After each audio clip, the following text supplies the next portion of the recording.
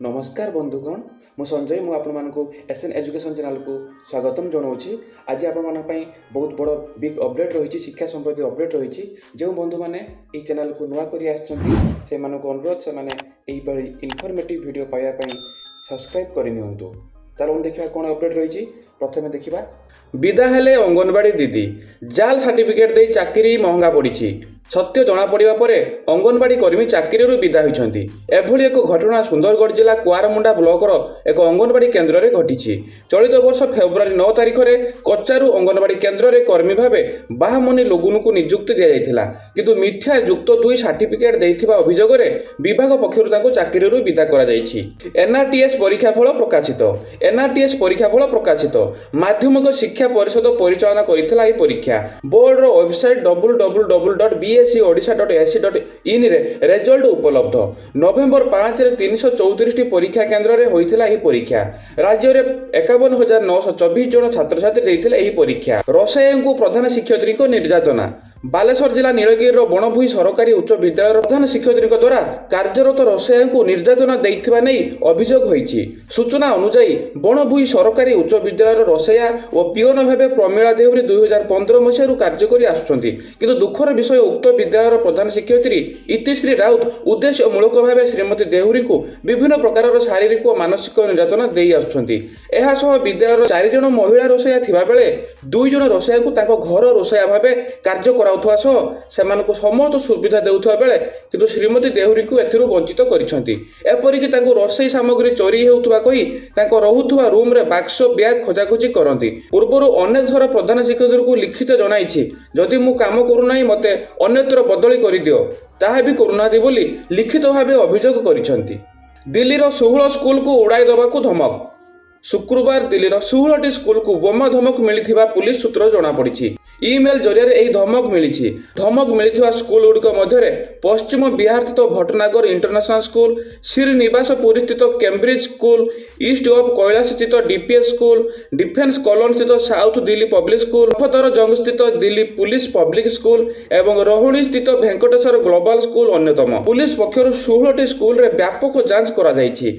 चलित मास 9 रे दिल्लीर 44 स्कूल को अनुरूप धमक मिलिथिला। बाघुणी पई स्कूल बंद। बाघुणी पाई लागिला 163 धारा। बंद हैला स्कूल एवं अजथारू घरु न बाहरिया सतर्क करा जायछि। मिलिथिबा सूचना अनुसार शिमिलपाल अभयारण्यरू पळा जायथिबा बाघुणी जिन्नत पाई झारखंड रे हाई अलर्ट जारी करा जायछि। साधारण लोकंक मध्य भयर वातावरण सृष्टि होइछि। बाघुणी वर्तमान झारखंड चाकुलिया निकटस्थ चियाबांधी जंगल रे थिबा नै सूचना रहिछि।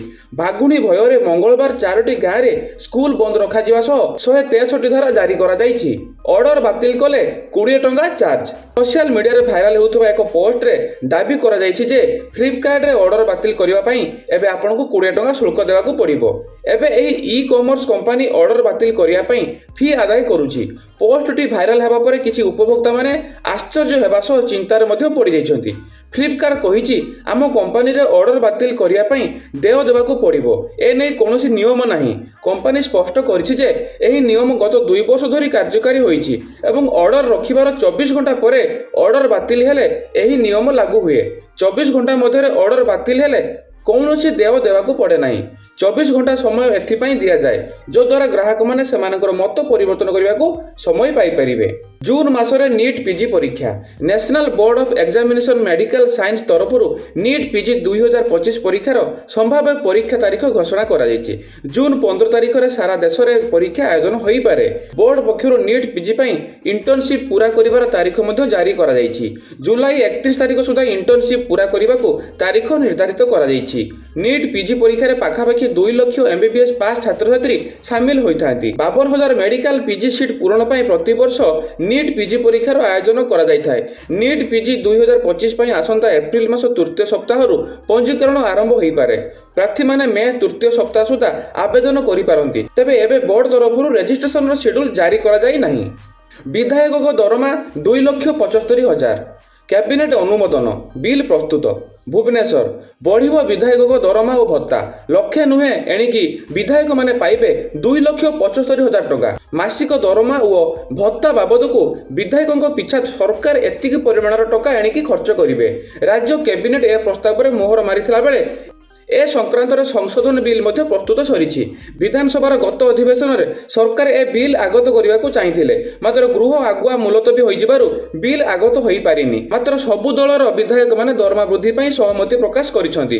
ଆସନ୍ତା ବଜେଟ୍ ଅଧିବେଶନରେ ସରକାର ଏ ସଂଶୋଧନ ବିଲ୍ ପାରିତ କରିବେ ବୋଲି ସୂଚନା ମିଳିଛି। ଆଜି ପାଇଁ ନ୍ୟୁଜ୍ ଅପଡେଟ୍ ଏତିକିରେ ସମାପ୍ତ ହେଉଛି। ଆପଣମାନଙ୍କୁ ନ୍ୟୁଜ୍ ଅପଡେଟ୍ କେମିତି ଲାଗିଲା ନିଶ୍ଚିତ କମେଣ୍ଟ ମାଧ୍ୟମରେ ଜଣାଇବେ।